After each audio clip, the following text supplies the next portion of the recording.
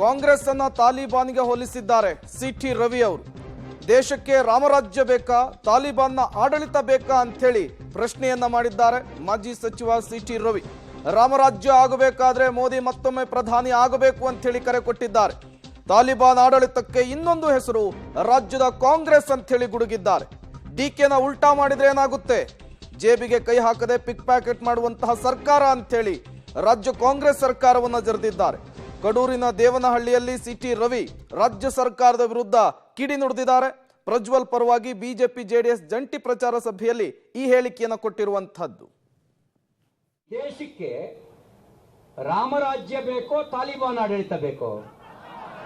ರಾಮರಾಜ್ಯ ಬೇಕು ಅಂದ್ರೆ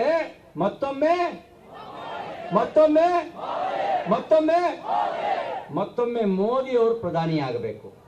ಮೋದಿ ಅವರು ಪ್ರಧಾನಿ ಆಗಬೇಕು ಅಂದ್ರೆ ಕಡೂರು ಕ್ಷೇತ್ರದಿಂದ ತೆನೆ ಹೊತ್ತ ಮಹಿಳೆಗೆ ಮತ ಹಾಕಿ ಹಾಸನ ಲೋಕಸಭಾ ಕ್ಷೇತ್ರದಲ್ಲಿ ಜೆಡಿಎಸ್ ಅಭ್ಯರ್ಥಿಯನ್ನ, ಬಿಜೆಪಿ ಬೆಂಬಲಿತ ಜೆಡಿಎಸ್ ಅಭ್ಯರ್ಥಿಯನ್ನ ಗೆಲ್ಲಿಸಿದ್ರೆ ಅಲ್ಲಿ ನರೇಂದ್ರ ಮೋದಿ ಅವರು ಪ್ರಧಾನಮಂತ್ರಿ ಆಗ್ತಾರೆ.